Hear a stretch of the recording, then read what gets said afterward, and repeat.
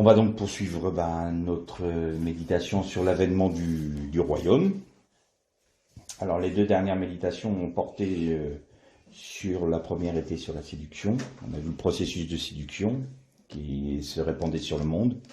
La deuxième, on a plus porté l'accent sur l'établissement d'un système mondial, d'un système de l'Antichrist, à travers notamment les 4 empires du livre de Daniel, et on avait un peu développé tout ça. Je voudrais juste apporter une petite précision, bien que chaque empire avait une particularité, on avait vu notamment avec les 4 premiers termes, le Tohu, Vohu, les ténèbres et l'abîme qu'il y avait dans le livre de la Genèse, on avait vu les particularités de chaque empire, mais il ne faut pas oublier que chaque particularité de chaque empire se retrouve aussi dans les autres. C'est-à-dire que c'est un amalgame, quoi. Il y a l'accent est porté, par exemple, sur l'Empire romain, sur la force, la puissance et puis la violence. Babylone va être plus sur l'idolâtrie et puis le système de Babel, vouloir unifier un système mondial. L'Empire médo-perse on avait vu que c'était plus vide et que c'était aussi tout ce qui était la jouissance, la richesse, ça donnait l'impression qu'ils étaient riches, qu'ils étaient forts, qu'ils étaient puissants, mais c'était une coquille vide. Mais il y avait quand même tous les plaisirs à travers les banquets. Et pour ce qui est l'Empire grec, on avait vu que l'Empire grec se croyait être la lumière du monde, c'est ce que nos sociétés aujourd'hui croient toujours, mais qu'en fait c'est des ténèbres qu'il ramène sur la terre parce que c'est l'homme est central, l'humain est central, alors qu'on a évacué Dieu de notre système de pensée et on a complètement évacué Dieu aujourd'hui de nos sociétés, ou du moins le peu qu'il en reste, on essaye encore de le mettre dehors. Et donc, il faut savoir que dans chaque empire, chaque particularité des 4 empires se retrouve dans les 3 autres. Ceci dit, on va poursuivre donc notre méditation sur l'avènement du royaume. Il faut savoir que le royaume de Dieu est proclamé dans les Écritures depuis toutes les Écritures nous en parlent. Les Juifs sont tout à fait au courant de ça. Tout ce qu'on appelle l'Ancien Testament. Alors c'est une des dernières fois que je vais employer ce terme-là parce que je vais vous expliquer pourquoi et quelle est la raison pour laquelle je n'emprunte plus ce mot-là. Vous savez que vers 165 à peu près de notre ère, il y a eu une hérésie qui s'est développée dans le monde chrétien et qui était le fait de Marcion. On appelle ça le marcionisme. Le marcionisme a été à l'opposé des ébionistes, c'est-à-dire que ce qu'il disait, c'est que lui, il y avait 2 dieux, le Dieu de l'Ancien Testament, et d'ailleurs c'est lui qui a introduit dans le monde chrétien le terme d'Ancien Testament et de Nouveau Testament. Ça vient de Marcion. Donc, comme dans nos Bibles, vous voyez l'Ancien Testament, ça vient du marcionisme. Et lui disait que l'Ancien Testament, c'était un Dieu dur, méchant, sévère et qui punissait. Et qu'il avait été, entre guillemets, mis de côté ou mis à mort pour donner place au Dieu du Nouveau Testament qui était Jésus-Christ. Donc lui, il rejetait tout ce qui était de l'Ancien Testament, voilà, parce qu'il l'appelait l'Ancien Testament, ça veut dire qu'il n'a plus cours. Et maintenant, nous avons le Nouveau Testament. Bon, il faut savoir quand même que du temps des apôtres, quand Paul, Jacques ou Jean parlaient des Écritures, la seule Bible qu'ils avaient, c'était quoi? Désolé pour Marcion, mais c'était la Torah. C'était le Tanakh. Donc, ça tenait pas debout, quoi. Donc voilà pourquoi on a encore des réminiscences de certaines choses qui sont venues des premiers siècles de notre ère. Et on a quand même gardé cette terminologie dans nos Bibles, qui n'est pas bonne du tout. Il vaut mieux dire les Écritures, c'est ce que disaient les apôtres, ce que disait Jésus aussi, ou dire le Tanakh. Le Tanakh en hébreu rassemble tout ce qui est de la Torah, les prophètes et les livres poétiques. Voilà. Mais cette notion d'Ancien et de Nouveau Testament induit forcément une pensée que l'Ancien s'est passé. Et d'ailleurs, ça a produit quand même ses fruits parce que il y a certains pasteurs qui disaient moi de toute façon je ne prêche que dans le Nouveau Testament, l'Ancien je ne prêche jamais dessus parce que c'est passé quoi. Donc ça montre quoi, on peut avoir des dérives, et il est toujours bon de remettre un peu, comme on dit dans notre, dans notre pays, en France, on a un dicton qui dit c'est bien de remettre l'église au centre du village. Donc il y a des moments, ben là c'est bien de le remettre, la Torah à la place qui est la sienne, et ce n'est pas quelque chose qui est passé, bien entendu. Voilà, donc j'ai fait cette petite digression, mais voilà pourquoi je n'aime plus tellement employer ce terme d'Ancien Testament et de Nouveau qui n'a aucun sens, quoi. Toute la Bible donc nous parle de cet avènement du royaume de Dieu. Et forcément, les Juifs de toute génération savaient qu'il y avait au moins un Messie qui allait venir, mais il faut savoir que dans les plus anciennes traditions juives, ils attendaient deux Messies. Vous avez le Messie qui était le Mashiach ben Yosef et le Mashiach ben David. Ce qu'ils n'ont pas réussi à comprendre, du moins, parce que ça leur a été voilé, mais ça c'est un autre sujet qu'on devrait développer, c'est qu'ils n'ont pas vu en Jésus l'ensemble des deux. Parce que pour les Juifs, le Mashiach ben Yosef, c'était Ésaïe 53. Le Messie souffrant, le Messie qui allait être amené à être mis à mort, qui n'allait pas être reconnu par son peuple, pose pas de problème.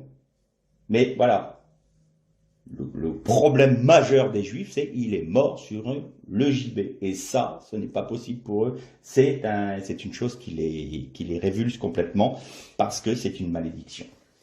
Et donc aujourd'hui, ce qu'ils attendent, ils n'attendent même plus le Mashiach ben Yosef, ils attendent le Mashiach ben David, parce que c'est celui qui va introduire le royaume de Dieu sur la terre. De Jérusalem, il va régner sur la terre. Le Nouveau Testament, là je veux bien le Nouveau Testament, je veux dire l'alliance accomplie, c'est plus juste, nous en parle, nous disent que quand le Seigneur va revenir, il va régner pendant 1000 ans sur la terre. Alors là, on va bien être précis aussi. L'avènement du royaume sur cette terre-ci, c'est bien pour le millénium, pour les 1000 ans de règne de Jésus. Ça n'a rien à voir avec les nouveaux cieux et les nouvelles terres. Ça, c'est après.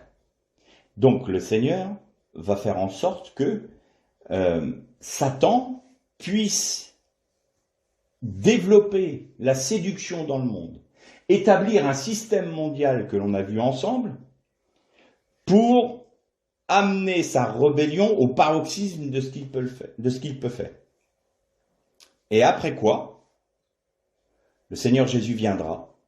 Et le prophète Daniel nous parle bien de cela, quand il parle de cette statue avec la tête en or, la poitrine en argent, les jambes en bronze et les pieds en fer. Il nous parle bien de cette statue qui sont les 4 empires, et qu'une roche va se détacher de la montagne, qui va rouler. Donc ça veut dire quoi? Ça veut dire qu'il n'y a aucune action humaine qui va pouvoir détruire ce système mondial. On peut lutter tant qu'on veut contre ça, ce n'est pas la peine. Ce n'est pas les hommes qui détruiront ce système mondial. C'est Dieu. Et cette roche va rouler et va briser la statue, parce que les pieds, vous avez noté que les orteils étaient faits d'argile et de fer. Donc il y a un amalgame dans le dernier empire, j'ai envie de dire, sur quoi la statue entière, c'est-à-dire sur quoi repose l'ensemble des 4 empires, et sur quelque chose d'hétérogène, et non pas homogène. Alors on peut se dire, mais qu'est-ce que c'est que ça? Eh bien, il y a un terme qui veut dire non amalgamé, ou quelque chose qui ne tient pas, c'est le terme arabe. Arabe veut dire quelque chose de friable et de non amalgamé. Et vous notez que dans ces empires-là, vous avez quand même la notion du roi du Sud qui se développe, on appelle ça l'islam. Et vous voyez bien que ça ne marche pas. On n'arrête pas de parler d'intégration, on n'arrête pas de parler d'assimilation. Ça ne fonctionne pas, parce que ce sont deux entités qui ne sont pas de la même essence, donc ils sont fondamentalement hétérogènes. Aujourd'hui, nous avons tout ce qui est la gauche française qui n'arrête pas de dire faut laisser l'islam se développer. Mais c'est les mêmes qui disent qu'il faut que les femmes soient totalement libérées, que les hommes peuvent être des femmes des hommes, enfin tout le mélange. Mais si jamais l'islam prend la puissance, ils vont se retrouver bizarrement enfermés sous des voiles et tout ça, et la femme ne fera pas du tout la femme libérée. Donc vous voyez bien que ce n'est pas possible. Vous avez contre Dieu, contre son Messie et contre sa parole, deux entités qui sont diamétralement opposées et qui n'ont aucune envie de vivre ensemble. Mais, on dit, l'ennemi de mes ennemis sont mes amis, c'est un peu comme ça que ça fonctionne. Donc, vous voyez bien qu'on a quelque chose qui ne tient pas la route. Mais ce système mondial est là, ce système de l'Antichrist est là. Et la Bible nous dit que le royaume de Dieu va venir au terme de ce jugement que Dieu va porter sur cet empire. On va parler que d'un seul empire, parce que il rassemble les quatre en une même entité. On l'a vu d'ailleurs notamment avec notre Parlement européen, hein, on voyait bien que tout était imbriqué, et c'est bien ce qui se passe. Et donc, le Seigneur va juger cela. Alors, pour nous, chrétiens, on peut se poser la question de quelle est notre place dans tout ça? Parce qu'il y a des promesses qui ont été faites à Israël. Alors, vous avez une certaine frange qui vont défendre le fait que ça a été donné qu'à Israël, donc il n'y a que Israël qui est concerné pour toutes les promesses. Mais si on pose les raisonnements trop loin dans ce sens-là, bien que ce ne soit pas faux, on arrive au point où les nations n'ont plus lieu d'être, n'ont aucune part aux promesses d'Israël. Donc à ce moment-là, à quoi ça sert d'être chrétien? Si toutes les promesses sont pour Israël et pas pour les goy, les goyim ou les gens des nations, nous qui ne sommes pas juifs, qui ne sommes pas israélites, quelle est notre part là-dedans? Donc vous avez une frange qui va pousser l'extrême à judaïser. Et d'ailleurs, ça a toujours été la question fondamentale depuis l'origine de l'Église. Comment est-ce qu'on intègre les personnes des nations dans l'Église qui était à l'origine juive? Le christianisme, qui ne s'appelait pas comme ça, mais on appelait la voie de Jésus, ou on les appelait les Nazaréens, c'était des Juifs. Et après, les nations, enfin du moins les païens, sont venus se greffer sur l'Église, et notamment avec l'épisode de Pierre qui est allé chez Corneille. Et donc c'est toujours le même problème. Quelles sont les promesses auxquelles on peut se rattacher? On ne comprend pas. Alors, de l'autre côté, l'inverse, c'est, vous avez les païens qui ont dit, non, le vrai Israël, c'est nous. Dieu a réprouvé son peuple d'Israël, donc les Juifs, et nous a mis à la place, et maintenant, Israël sont condamnables, et si on pousse le raisonnement plus loin, on a des aberrations du type, les Juifs ont tué Jésus, donc faut les mettre à mort, c'est des maudits, quoi. Et donc on arrive aujourd'hui où le judaïsme et le christianisme se font la guerre, ne se comprennent plus, ne se parlent plus, ne veulent plus rentrer en contact. Vous avez dans le judaïsme des textes, des anciens Talmuds, parce que ils ont été obligés de le rééditer en enlevant ces textes-là, mais c'était des textes qui parlaient d'une manière tellement violente et tellement, de manière blasphématoire contre les chrétiens, que les juifs même ont dit non, ces textes-là, on ne peut pas les rééditer, c'est trop fort, pour vous donner l'exemple. Donc ça, c'est les versions du Talmud qu'on a aujourd'hui ne correspondent plus du tout à cela, mais il y avait ce genre de propos contre les chrétiens, alors qu'il n'y avait pas avant, mais c'est depuis la fameuse révolte de Bar Kokhba en 135 de notre ère qui a fait qu'il y a une division complète entre le monde chrétien et l'église païenne et l'église judéo-chrétienne, parce que ce qui s'est passé, si vous voulez, c'est que les juifs messianiques, ce qu'on appelle aujourd'hui les juifs messianiques, mais qui s'appelaient à l'époque les Nazaréens, se sont retrouvés entre le marteau et l'enclume, j'ai envie de dire, c'est-à-dire que les juifs leur reprochaient justement leur christianisme, et les chrétiens leur reprochaient leur judaïsme. C'est arrivé à un tel point qu'ils ont pratiquement disparu. Et donc, il y a eu deux entités qui sont restées. Les juifs orthodoxes issus du pharisaïsme, et tout le pharisaïsme n'est pas mauvais. Il ne faut jamais oublier que les pharisiens sont issus d'Esdras. Esdras, celui qui avait remis en place le culte du temple et qui avait remis les fêtes de l'Éternel dans le peuple. Il avait retrouvé les rouleaux de la Torah, il avait retrouvé les rouleaux des prophètes et il les enseignait au peuple. Donc les pharisiens n'étaient pas forcément mauvais. Il y a une frange des pharisiens qui étaient mauvais, mais chez nous, j'en connais aussi, des franges qui ne sont pas forcément très bonnes. Donc on pointe souvent du doigt les pharisiens, mais il y a des moments, il faut qu'on se regarde dans un miroir nous-mêmes, quoi. Je pense qu'aujourd'hui, si Jésus revenait dans nos assemblées, je crois qu'il serait très vite mis dehors, et puis il serait très vite taxé d'extrémiste et de... Enfin, voilà, je pense pas qu'il serait compris. Donc il y a des moments, faut pas trop regarder avec un œil condescendant les juifs et les pharisiens. Et de l'autre côté, vous aviez donc ces chrétiens païens, donc majoritairement païens, donc venus des nations, qui ont dit, eh bien les juifs, c'est ceux qui ont tué le Seigneur, ils sont maudits. Et on en arrive à des aberrations, comme les aberrations qu'on a vues dans le Talmud, les aberrations où aujourd'hui on dit, il est, selon le cœur de Dieu, de tuer les juifs. Si les juifs disparaissent, ce n'est que mieux. Je vous racontais dernièrement un pasteur qui s'est fait arrêter, enfin un pasteur. Il avait le nom, quoi. Mais je pense qu'il n'a rien compris. Et il s'est fait arrêter au Brésil par la police parce qu'il appelait à une deuxième Shoah. Voilà, on en arrive à ces extrémités-là. Alors que nous sommes issus de la même racine. Et là où se trouve la vérité, c'est que toutes les promesses qui ont été faites à Israël, l'épouse de l'agneau, on le retrouve dans ce que je vous disais tout à l'heure, Ésaïe 54, « Tu ne seras plus appelé la ville délaissée », parlant de Jérusalem, « tu seras appelé la ville épousée ». Donc l'épouse du Christ, l'épouse de l'agneau, c'est Israël. Et là, je vois déjà la volée de bois vert qu'on va me mettre sur la tête. Comment ça, si c'est Israël, qu'est-ce qu'il en est de nous? Pas de panique, ça vient. Donc Israël, les promesses ont été faites à Israël, c'est vrai. Mais si vous relisez l'Épître aux Romains, qu'est-ce qu'il a dit? Il a dit qu'il y a une part d'Israël qui a été retranchée. Ça, c'est un des mystères que Dieu nous enseigne. Ça veut dire que il veut qu'Israël, son peuple choisi, son peuple élu, soit au même bénéfice de la grâce en Jésus-Christ.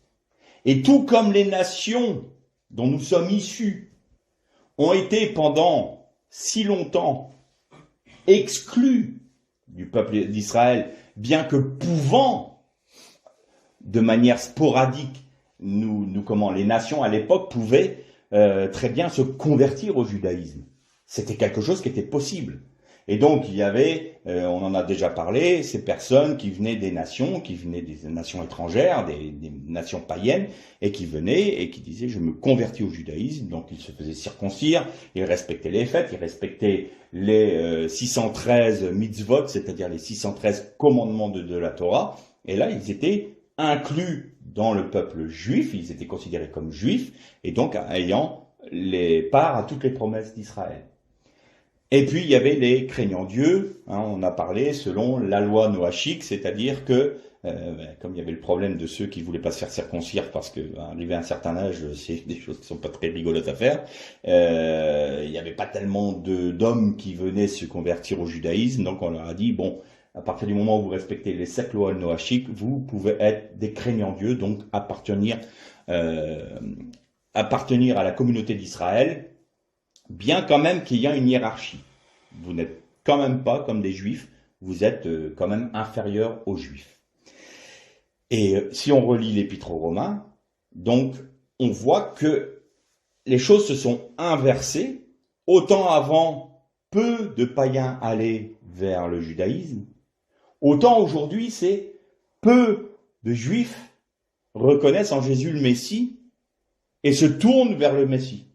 Donc vous voyez que les choses se sont un peu inversées. Ça, c'est la justice de Dieu. Mais que nous dit Paul? En Jésus-Christ, il n'y a ni juif, ni grec. Grec, c'est nous, c'est l'ensemble des nations. Ni femme, ni homme libre, ni esclave. Nous sommes tous égaux. Donc, inversement au fait que les craignants Dieu étaient quand même dans une hiérarchie moindre que le juif, eh bien, en Jésus-Christ, nous sommes tous égaux. La seule différence qu'il y a, c'est que les juifs, Israël est prioritaire par rapport aux nations. C'est tout. Mais nous sommes exactement sur le même plan en Jésus-Christ. Il n'y a pas de différence. Et qu'est-ce que ça veut dire prioritaire? Eh bien, vous notez que quand l'évangile s'est développé, déjà premièrement, Jésus n'est pas sorti d'Israël dans son ministère. Il n'a pas été vers les nations. La seule fois où il a rencontré la femme cananéenne, elle lui a demandé de guérir son enfant. Il lui a dit non parce que je ne suis pas appelé je suis appelé que auprès des enfants d'Israël et pas vers les petits chiens. Alors, il voulait pas être péjoratif, mais ça voulait dire, voilà, je suis appelé, moi, seulement en tant que Jésus, fils de Dieu, là, pour Israël. Et cette femme a eu cette phrase magnifique, mais les petits chiens mangent aussi les miettes. Et Jésus a dit, ta foi est si grande, ton enfant est guéri. Mais sa venue sur la terre n'était pas pour les nations dans l'immédiat. C'était pour les Juifs. Ensuite, quand il a commandé après sa résurrection, quand il a commandé à ses disciples d'aller vers les nations, il a dit prêchez l'évangile d'abord à Jérusalem, puis dans toute la Judée, et ensuite dans la Samarie et jusqu'aux extrémités de la terre. Vous voyez, ça a été centrifuge. Jérusalem, la Judée, la Samarie, donc tout Israël et Juda, et ensuite les nations jusqu'aux extrémités de la terre. Et vous savez pourquoi Paul s'est fatigué dans ses voyages? Alors, si vous relisez un peu les voyages de Paul, il n'arrêtait pas. Il n'arrêtait pas. Alors il fallait qu'il aille dans toutes les églises d'Asie, dans l'église de Galatie. Ensuite, il faut que j'aille à Rome. Ensuite, il a été poussé jusqu'à vouloir aller, ce qu'on appelle Tarshish. Tarshish, en fait, c'est l'Espagne. Et donc, il y a de fortes probabilités pour que Paul soit allé jusqu'en Espagne. Parce qu'à l'époque, c'était les extrémités de la terre du monde connu. Et pourquoi Paul se fatiguait comme ça? Parce qu'il savait très bien que le royaume de Dieu viendrait qu'une fois que toutes les nations auront entendu parler de l'évangile jusqu'aux extrémités de la terre. Alors il a dit, banco, moi j'y vais, je fonce, parce que je veux qu'une chose, c'est que mon peuple soit rétabli dans son droit, parce qu'il a bien vu que son peuple d'Israël avait été retranché, entre guillemets, et que la promesse du royaume était d'abord pour Israël, comme prémisse, et qu'il fallait que tout l'évangile soit annoncé aux nations pour qu'en Jésus-Christ, nous ne fassions qu'un seul peuple. Alors Paul, allez, on fonce tête baissée et on y va. Moi je vais vous prêcher jusqu'au bout, hein. Ça va y aller. Quitte à en mourir, mais j'irai prêcher jusqu'aux extrémités de la terre, parce que c'est à ce moment-là que Jésus, lui, il a reconnu le Mashiach ben David, bien entendu, en Jésus-Christ. C'est à ce moment-là que Jésus reviendra dans son règne. Donc, on fonce. On s'occupe pas de notre santé, on s'occupe pas de savoir si je suis fatigué ou pas. Je veux impérativement que le royaume de Dieu soit rétabli, parce que ce moment-là, Israël sera racheté. Toutes les promesses des prophètes, c'est tu as été délaissé, je t'ai rejeté parmi les nations, je t'ai dispersé parmi les nations, mais je te rassemblerai. Et je parlerai à ton cœur. Et là, je régnerai sur toi. Et c'est comme ça que les Juifs attendent le Mashiach ben David en disant, c'est lui qui va régner sur la terre, c'est le royaume de Dieu par le Mashiach. Et eux, ils n'ont aucun doute, c'est depuis Jérusalem. Ce que nous dit tout l'ensemble de l'alliance renouvelée, je vais dire. Nouveau Testament pour ceux qui ne comprennent pas ce que je dis. Parce qu'on a des termes bien ancrés dans l'esprit, donc il y a des moments, de quoi il parle lui. C'est du Nouveau Testament dont je parle. Et donc toutes les épîtres nous parlent de cela. Et l'Apocalypse notamment. Alors, une fois qu'on a tout établi ça, aujourd'hui, qu'est-ce qu'on voit? On voit très bien que ce système mondial, il faut vraiment être aveugle pour ne pas reconnaître qu'il se met en place. Plus on avance, plus ce qui faisait la marque du temps de Noé et du temps de Sodome se met en place. On avait dit que du temps de Noé, il y avait deux choses qui avaient apporté le jugement sur la terre. C'était la terre était remplie de violence. Et je rappelle que violence en hébreu se dit Hamas. On en a furieusement une remise en mémoire ces derniers jours. Quand on voit ce qu'ils sont capables de faire contre Israël, bizarrement contre Israël, on en a parlé il y a quelque temps, tout le monde veut avoir Jérusalem, alors que c'est une partie de désert et tout ça. Mais tout le monde va se battre contre eux. On veut Israël, on interdit le droit à Israël d'avoir un peuple. Donc il y a je ne sais combien de nations musulmanes, je ne sais combien de nations dites chrétiennes, mais le seul État juif, on le refuse. C'est bizarre quand même. C'est vraiment étrange. Bon, bref. Après, on viendra nous dire que ce sont les pauvres petits Palestiniens qui en souffrent. Je pense qu'ils souffrent plus du Hamas que de souffrir d'Israël. Mais bon, quand la malhonnêteté intellectuelle fait rage, que voulez-vous dire? Voilà. Donc le Hamas, en hébreu, veut dire la violence. Et la deuxième chose, c'était que toute chair avait perverti ses voies. C'est-à-dire qu'il y avait notamment et principalement l'homosexualité qui était généralisée, même jusque dans la création en termes d'animaux et tout ça. Ça en était arrivé à ce point-là. Et donc ça a apporté le jugement. Aujourd'hui, vous notez que non seulement l'homosexualité est reconnue, mais encouragée. Bon, bien qu'il y a des publicités même qui encouragent la tolérance pour l'homosexualité. Je répète que je n'ai rien contre les homosexuels, mais l'homosexualité n'est pas selon la Bible. Après, voilà, ceux qui le veulent le font, j'ai rien contre ça. Seulement, l'aberration vient quand les églises disent ah oui, bah il faut l'accepter. Non, parce que ce n'est pas quelque chose de naturel, ce n'est pas quelque chose qui est selon la nature même de notre morphologie. C'est aussi simple que ça. Et ça, c'est ce qui a apporté le jugement de Dieu sur les nations. Sodome avait exactement les mêmes choses.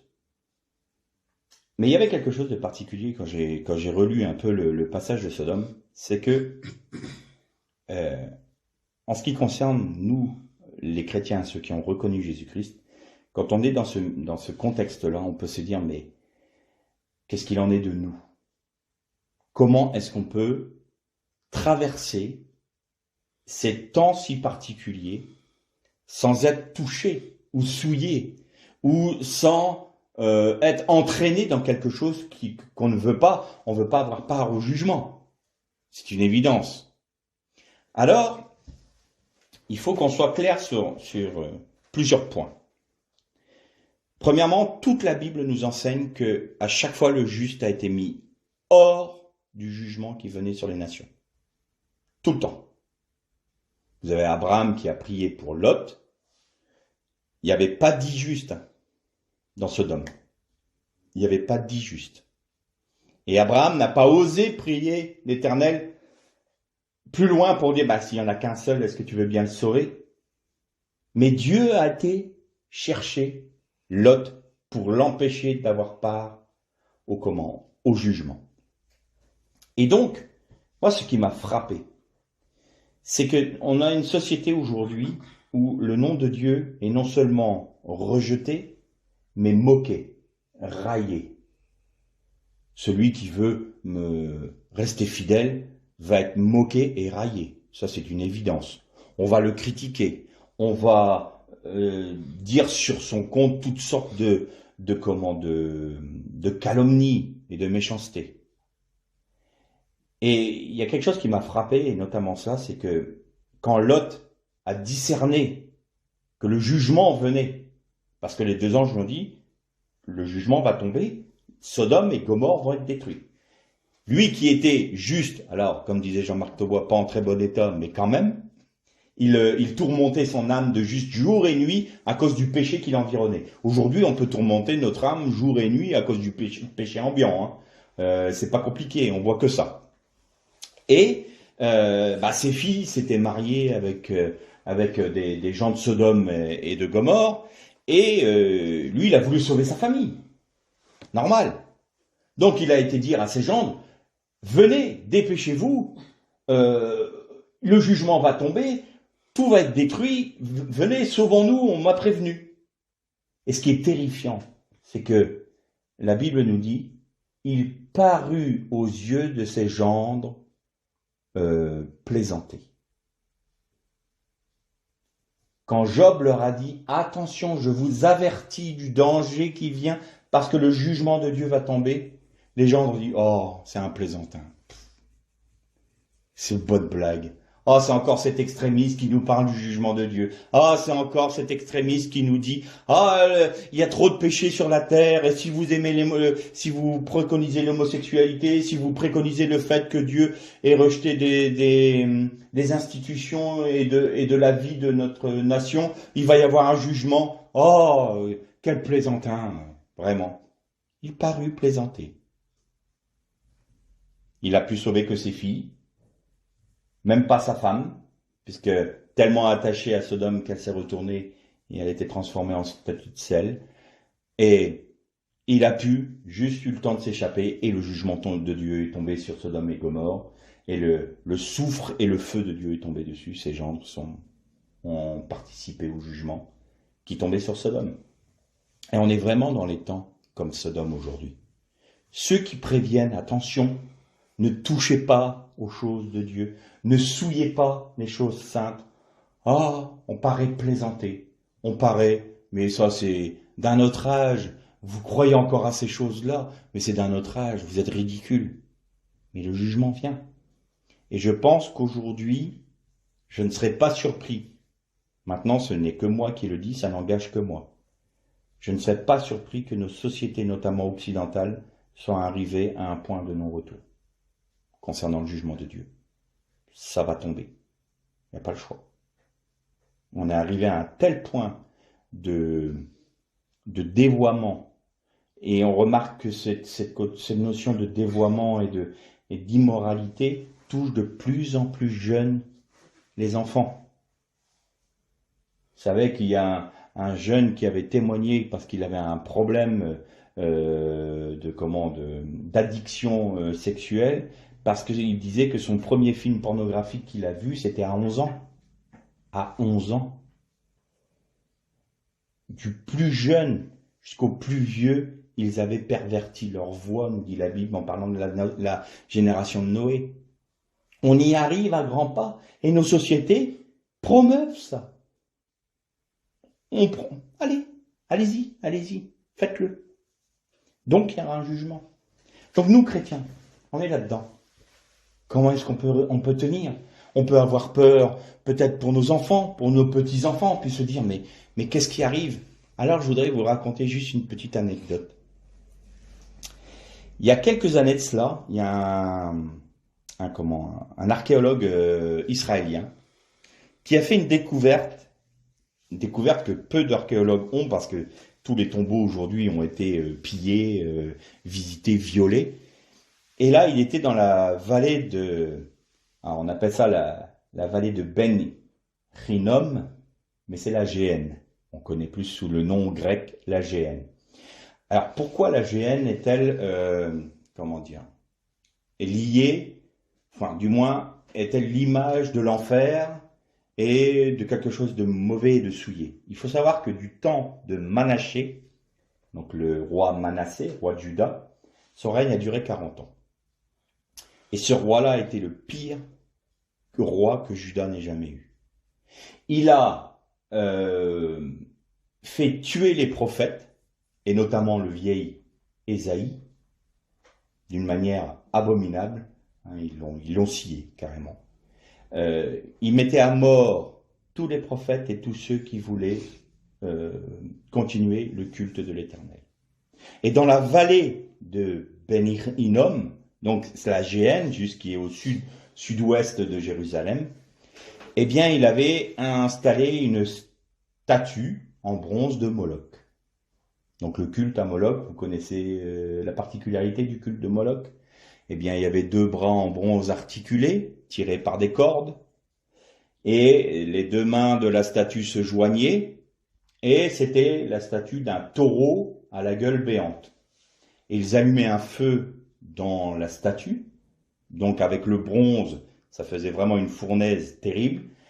Et les mamans venaient déposer leurs enfants dans les mains de la statue. Et les prêtres de Moloch articulaient les bras de manière à ce que le bébé soit jeté vivant dans la gueule de Moloch. Et il y avait le nom de cette, j'ai oublié le nom hébreu, mais je le retrouverai, c'était le nom la vallée des tambours. Pourquoi la vallée des tambours? Parce que les prêtres jouaient du tambour très fort pour couvrir le bruit des cris des enfants qui étaient en train d'agoniser dans les flammes. Vous voyez jusqu'à quel point ce roi impie a amené le peuple de Juda dans l'idolâtrie, dans le rejet de Dieu. Et quand je disais qu'on était arrivé à un point de non-retour, c'est que après lui est venu Josias, le fils de Manassé. C'était Josias. Et Josias c'était le roi le plus juste. Et les Juifs disent qu'il était comme David, comme le roi David. Et il a tout fait pour ramener le peuple d'Israël dans les voies de l'Éternel. Il a fait détruire les statues de Moloch. Il a voulu rétablir le culte du temple parce que Manassé avait mis des idoles dans le temple. Chaque famille juive, enfin du moins d'Israël, de Juda, avait des maisons somptueuses. Et vous savez qu'il y avait le tout à l'égout même à ce moment-là. Hein. C'était à ce point-là, dans les fouilles archéologiques, ils ont vu ça. Donc c'était très luxueux, mais toutes avaient notamment les fameuses petites statuettes d'Ishtar, c'est-à-dire la déesse du ciel. Et c'était la déesse de la fécondité. Et donc, il y avait plein de petites statuettes d'idolâtrie partout dans toutes les familles. Et Josias a lutté contre ça. Et il n'a pas réussi. Et donc, le prophète Jérémie lui a dit, ce qui a été annoncé par les prophètes du temps de ton père va arriver. C'est-à-dire la destruction de Jérusalem, la déportation de Juda. Tout ce que Dieu avait promis, il avait dit qu'il y aurait un tel massacre dans le peuple de Juda que la vallée de la Géhenne serait appelée la vallée du massacre, justement. Et donc c'est devenu un cimetière béant. Il y avait tellement de morts qu'il y a un cimetière qui se trouve sur la pente ouest de la Géhenne, de cette vallée de la Géhenne, mais il n'y avait plus de place. Toute la vallée était un cimetière, tellement il y a eu un massacre. Et ça, c'était le jugement de Dieu. Et Josias n'a jamais réussi à ramener le peuple de l'Éternel dans les voies de l'Éternel. Et donc le jugement est arrivé, mais il est arrivé, l'Éternel lui a dit, par la voix de Jérémie, puisque tu as aimé l'Éternel plus que ta vie, que tu as tout fait pour plaire aux yeux de Dieu, ce qui a été promis, entre guillemets, annoncé par Dieu, par la bouche des prophètes à ton père, se fera, mais pas de ton vivant. Et quand Josias est mort, la ruine est tombée sur Juda et sur Jérusalem. Et donc cet archéologue israélien faisait des fouilles dans cette vallée-là, et il découvre un tombeau. Alors les tombeaux, vous savez que là-bas, c'est creusé dans la roche, vous avez des banquettes, et quand il y avait un ensevelissement, on mettait le corps avec des aromates sur une banquette, on refermait la porte, et on attendait 1 an.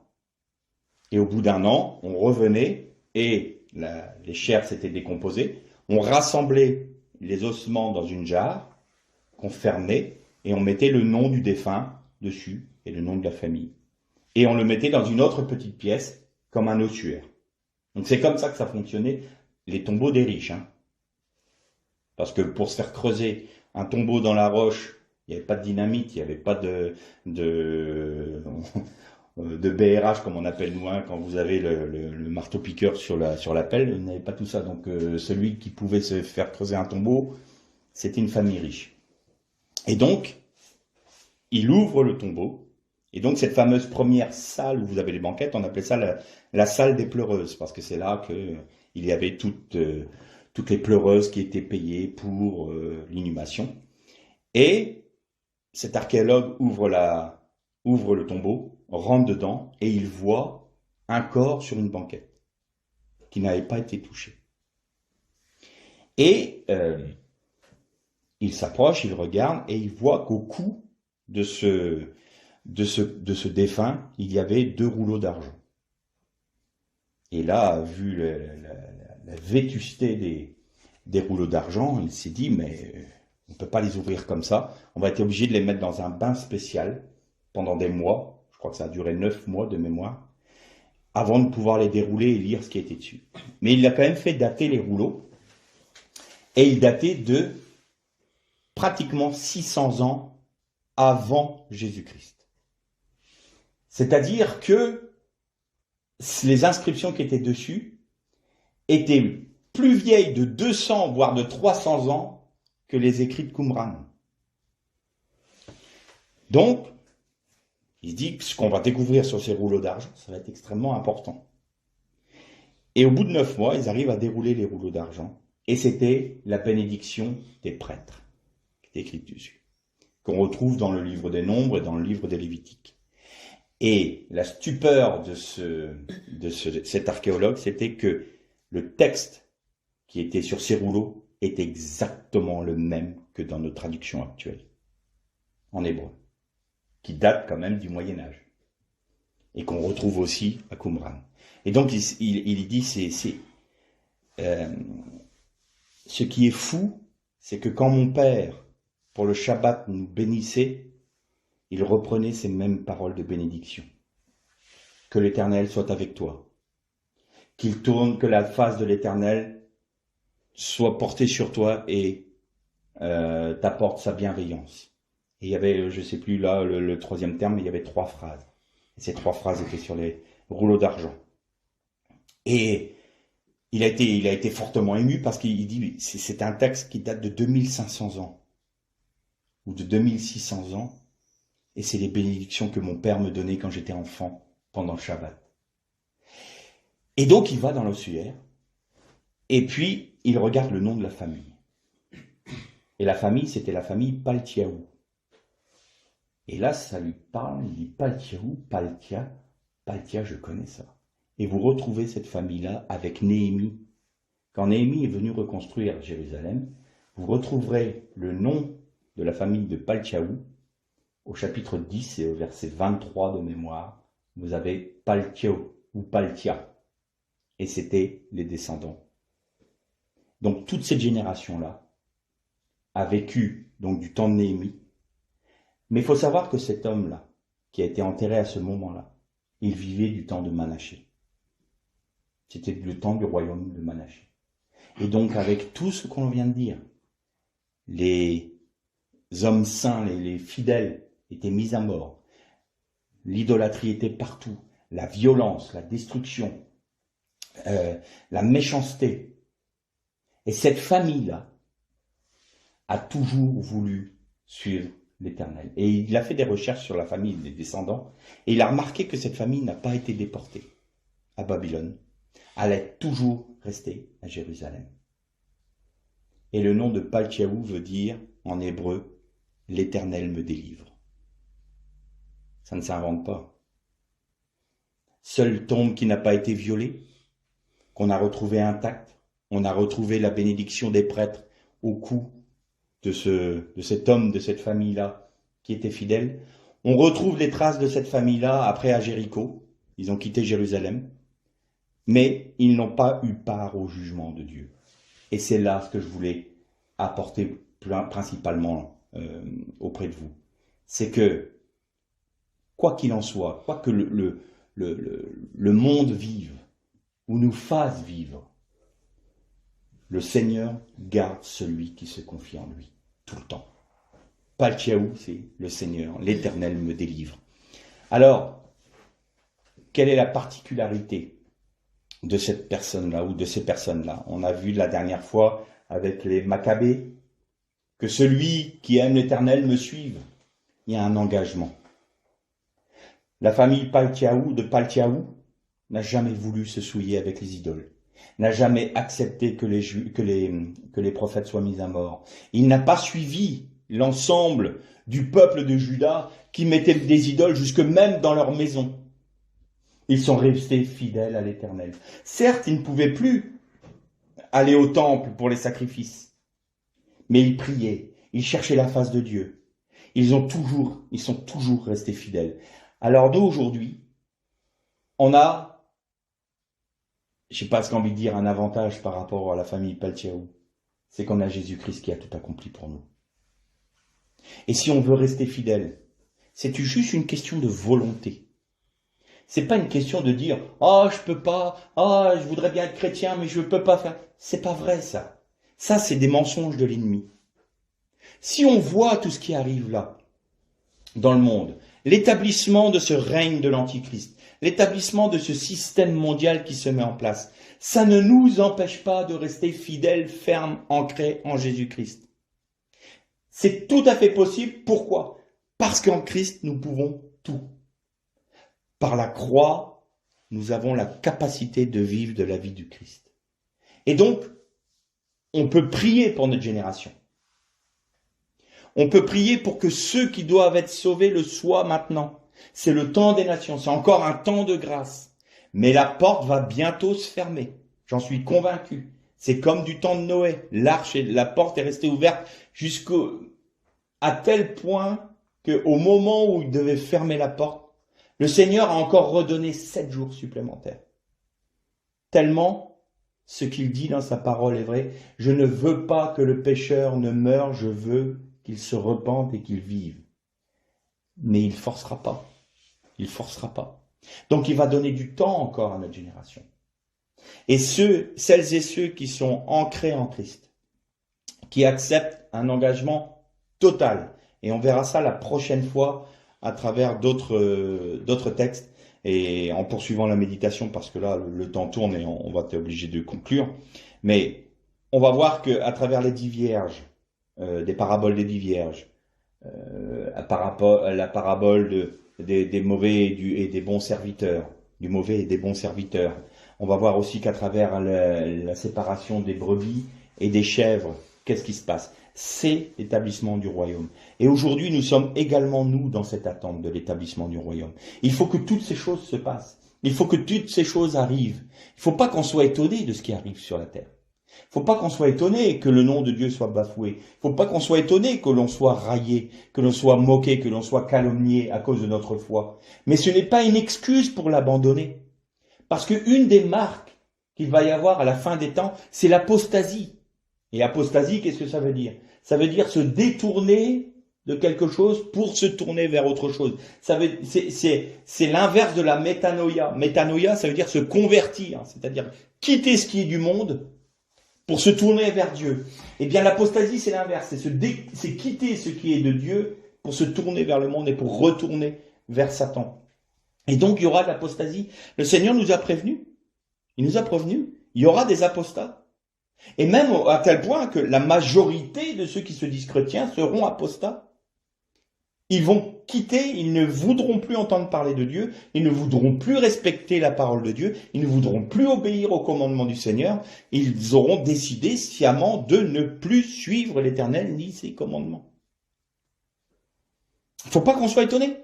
Aujourd'hui, vous avez des églises entières qui sont dans l'apostasie. Alors, on verra la prochaine fois que, même si ça n'a rien à voir avec le salut, c'est deux choses différentes. On parle du règne et du salut. On fera bien la distinction la prochaine fois. Mais, quoi qu'il en soit, le Seigneur nous demande d'être entiers pour lui. On aura nos failles, on aura nos faiblesses. Bien sûr, tant qu'on est sur cette terre, tant qu'on est dans ce corps mortel et dans ce corps de corruption, nous aurons des faiblesses. Mais nous devons prendre une décision ferme. Moi et ma maison, nous servirons l'Éternel, disait Josué. Cet homme, ce chef de famille des Maccabées, qui disait « Qui aime l'Éternel, qu'il me suive. Que celui qui aime l'Éternel et ses commandements me suive. » La famille Paltiaou, qui malgré le fait que dans sa génération, il y avait de l'abomination, est resté ferme, ancré en l'Éternel. Eh bien, aujourd'hui, on le peut, nous. Et on le doit. Mais on doit juste prendre une décision. Il ne faut pas qu'on regarde à ce que Satan peut nous mettre devant nos yeux ou dans nos pensées. « Ah, mais tu n'y arriveras jamais, mais regarde comment tu es faible, tu as vu comment tu es ?» Non, peu m'importe. En Christ, tout est accompli. Je suis parfaitement pardonné. Il n'y a pas à discuter avec Satan. Il n'y a pas à lui laisser de place dans nos vies. Mais par contre, Seigneur, aujourd'hui, je décide, même si je reconnais ma faiblesse, même si je reconnais que j'en suis incapable, même si je reconnais que je suis quelqu'un qui n'aime pas obéir à tes commandements, mais je me fais violence pour lui dire, je veux faire ta volonté, je veux suivre tes commandements. Ça, le Seigneur ne le fera pas à notre place. Quand Paul disait, je tiens fermement mon corps assujetti, c'est dire, Seigneur, je décide de ma propre volonté, je fais violence à ma volonté pour dire non, je n'accepterai pas de rentrer dans le péché, je ne veux pas que mon corps, qui est le temple du Saint-Esprit, soit utilisé pour pécher contre toi. Je ne veux pas que mes pensées soient hors de toi. Je ne veux pas que mes paroles soient en dehors de tes paroles. Je veux faire ta volonté, je veux dire ce que tu veux dire, je veux penser ce que tu veux que je pense, je veux accomplir ce que toi, tu as décidé que j'accomplisse. Ça, c'est notre volonté. Et c'est la seule chose sur laquelle le Seigneur n'agira pas. La seule. Si on veut, il agira pour nous, nos manquements, il les transcendra dans la victoire. Mais si on lui dit, bon, Seigneur, obéir à ta parole, ça va me coûter ça? Non, ça m'intéresse pas. Alors nous ne sommes pas entiers pour lui. Et le Seigneur a été très clair dans une des églises de l'Apocalypse, il a dit, puisses-tu être tiède ou bouillant, mais tiède, je te vomirai de ma bouche. Parce que tu n'es pas entier pour moi. Ça veut pas, celui qui est entier pour le Seigneur va peut-être avoir un enseignement qui n'est pas parfait, selon la connaissance qu'il a, mais son cœur est entier pour Dieu. Nous-mêmes, on a des enseignements, mais ils sont petits par rapport à la connaissance. Paul même lui disait, je parle aujourd'hui, mais comme un enfant, je n'ai pas la connaissance que Dieu a, mais je sais qu'un jour je serai avec lui et que j'aurai la parfaite connaissance. C'est pas le problème de tel enseignement ou tel autre. C'est pas le fait que je crois à la transubstantation ou pas. C'est pas je crois à telle logique du baptême ou pas. C'est pas je crois à telle ou telle chose. Selon l'enseignement que l'on a et la révélation que l'on a, on doit être entier pour Dieu. Et si on est entier pour Dieu, on va aimer sa parole, on va aimer Dieu. Celui qui m'aime, c'est celui qui garde mes commandements, disait Jésus. Eh bien, à partir de là, même s'il y a des lacunes dans nos enseignements, dans notre culture chrétienne, eh bien, le Seigneur va nous conduire, à travers sa parole, à rentrer dans quelque chose du plus profond. Et s'il y a des choses à détruire, parce qu'on a été mal enseigné, eh bien ça va être ruiné par le Seigneur. Mais il faut qu'on soit malléable entre ses mains, de manière à ce qu'il puisse agir, de manière à former en nous son Fils. Et c'est cela qui va nous maintenir dans le temps dans lequel nous sommes. Et c'est à ce à quoi on doit être attaché. Certes, on pense la première chose, faut que j'aille annoncer à un tel, faut que j'aille annoncer à ceux qui m'entourent. Il faut que l'évangile passe comme ci. Il faut qu'on fasse. Non, non, non. C'est pas la première chose à faire. La première chose à faire, c'est Seigneur, je me confie en toi et je soumets ma volonté à la tienne. Seigneur, je prends la décision de soumettre ma volonté à ta volonté. Et à partir de là, le Seigneur va se révéler à nous. Seigneur, je veux te connaître. Moi, maintenant, c'est ma prière permanente. Seigneur, je ne te connais pas. Plus j'ai l'impression d'approfondir, plus moi j'ai l'impression de connaître le Seigneur. C'est pas mauvais en soi. On pourrait se dire, plus tu apprends, plus moins tu connais, ça vaut pas le coup. C'est pas ça que ça veut dire. Ça veut dire que le Seigneur est tellement grand, c'est tellement vaste que ma chétive intelligence ne peut pas appréhender Dieu. Donc il n'y a pas d'autre chose que le fait que, Seigneur, faut que tu te révèles à mon cœur. Révèle-moi qui tu es. Et plus il va se révéler à nous, je répète ce que je disais, plus on va déborder. Et plus on va déborder, plus on va abreuver ce qui nous entoure. C'est de l'abondance de notre cœur que la bouche va parler. C'est de l'abondance de notre coupe que les autres vont pouvoir boire. Des fleuves d'eau vive jailliront de son sein. Oui, mais encore faut-il qu'on soit pas avec des petits godets d'eau à boire et puis se dire j'ai déjà du mal à avoir suffisamment d'eau pour moi, ma propre consommation. Pensez donc, comment voulez-vous que j'abreuve mon frère ou ma sœur? Évidemment, on est pauvre. On est pauvre parce qu'on ne veut pas connaître Dieu, parce qu'on n'attache pas notre cœur à sa connaissance, on ne le recherche pas. Si on est très honnête, dans une journée, on passe plus de temps à s'occuper de nos affaires et à s'occuper de nos distractions que nous occuper à chercher la face de Dieu. Si on est honnête, je suis honnête, il y a des moments, je ne recherche pas du tout la face de Dieu. Voilà. Ah, tiens, oh, je vais plutôt m'occuper de ça. J'ai envie de, je sais pas quoi, hein. Ce que vous voulez, regarder une série, regarder un film, faire un jeu, aller, je sais pas moi, et vous balader quelque part alors que le Seigneur vous demande de prier. Oh, ça me saoule. Seigneur, non pas ma volonté, mais ta volonté. Si on s'applique à ça, chaque jour, on verra qu'au bout d'un moment, on va, on va tomber amoureux de la parole de Dieu. On va tomber amoureux de celui qui l'a écrite. Et vous savez comment c'est, hein? Quand il y a deux jeunes qui s'aiment, bah, ils attendent qu'une chose, c'est de se retrouver, puis de passer du temps ensemble, puis d'être unis, et puis d'être toujours là, voilà, à s'intéresser à l'autre. Et puis même quand ils sont séparés, ça gamberge, hein? On pense toujours à l'autre, on pense toujours à l'autre. Parce quoi? Parce qu'on est tombé amoureux. Eh bien, tombons amoureux du Seigneur. Tombons amoureux du Seigneur. Les promesses qui ont été faites à Israël sont pour nous en Jésus-Christ parce que Israël est la racine et nous avons été boutés sur eux. J'ai même presque envie de dire non, c'était pas tout à fait vrai ça. Christ est la racine. Israël est le tronc de l'olivier franc et nous avons été boutés sur l'olivier franc. Nous avons été mis en bouture dessus. Mais la racine, d'ailleurs c'est dans l'Apocalypse, il dit, je suis la racine, dit Jésus. Il est la racine qui nous porte. Il porte Israël et il porte les nations. En lui, nous avons toutes les promesses faites à Israël. Donc c'est en cela où je dis, juifs, messianiques ou disciples du Christ issus des nations, nous sommes unis et nous sommes portés par la même racine qu'est Jésus-Christ.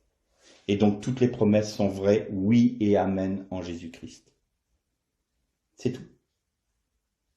Mais aujourd'hui, je crois qu'il y a une importance fondamentale au fait qu'il faut qu'on soit des hommes déterminés, des hommes et des femmes déterminés.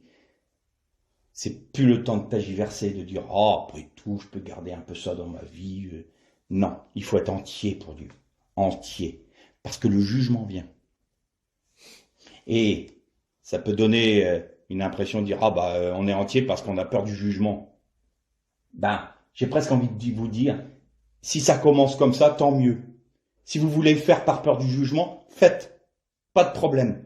Parce que tôt ou tard, quand vous allez mettre le doigt dans cet engrenage d'aimer le Seigneur, ben vous allez voir que vous allez être entraîné dans son amour. Vous allez être entraîné dans sa révélation. Et après, ça sera plus par crainte du jugement. Ça va être complètement dépassé. Ça sera simplement parce que vous aimez le Seigneur. Et parce que vous voulez faire sa volonté. Et parce que ce que vous allez accepter dans vos vies, l'œuvre de la croix dans votre vie ne sera plus une contrainte, ça sera simplement, ah, c'est-à-dire, ça te plaît, ça te fait, ah, mais alors je le fais avec plaisir, avec joie et bonheur. Pourquoi? Parce que ça satisfait ton cœur. Vous allez voir. Alors, si aujourd'hui on prend cette décision d'être complet en Dieu et d'être entier pour Dieu parce qu'on a peur, pas de problème. Le tout, c'est d'être entier pour lui. Après, vous verrez. Nous verrons que son amour nous transcende et qu'on n'aura plus peur du jugement, qu'on n'aura plus peur de ce qui arrive sur la terre. On sera fixé sur une seule chose, Seigneur, le Christ, le Christ, le Christ. Et Dieu en Jésus-Christ. Il va prendre tout notre horizon. Il va prendre toutes nos pensées. On va être unis à lui. On va voir sa vie se manifester dans la nôtre. On va être transcendé, on va être transformé de jour en jour en son image. Et ça va être merveilleux. C'est ça que le Seigneur nous demande. Ensuite, comme nous sommes soumis à sa volonté, qu'il nous mette dans tel endroit, dans tel autre, qu'il nous fasse dire telle chose. Il y a des moments où on peut témoigner sans nous-mêmes nous en rendre compte. Une parole qui est donnée, une attitude. On ne sait pas, c'est devenu naturel pour nous. Et une personne qui va être là, elle va se dire, mais c'est bizarre, qu'est-ce que vous avez? Vous vous rappelez de Walter Butler qui attendait son avion dans un aéroport? Bizarrement, il y avait un brouillard pas possible. Aucun avion ne pouvait décoller à l'époque. Ils étaient cloués au sol pendant des heures. Et lui, il attendait que son avion, que le brouillard se lève. Et puis, il était là dans l'aéroport, assis sur une chaise. Et puis, tout d'un coup, il y a une personne qui vient à côté de lui. Et il commence à entamer la conversation avec notre frère. Et il dit, mais ça fait un petit moment que je vous observe. Qu'est-ce que vous avez que je n'ai pas?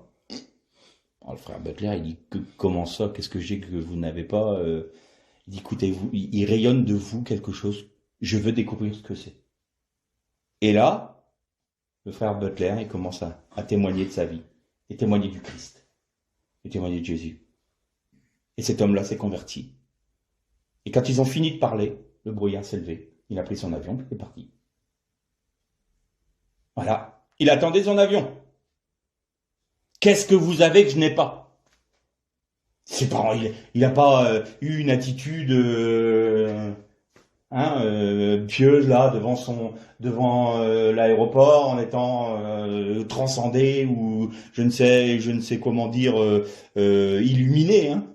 Non, il attendait son avion, il était sur une chaise, puis voilà, il patientait.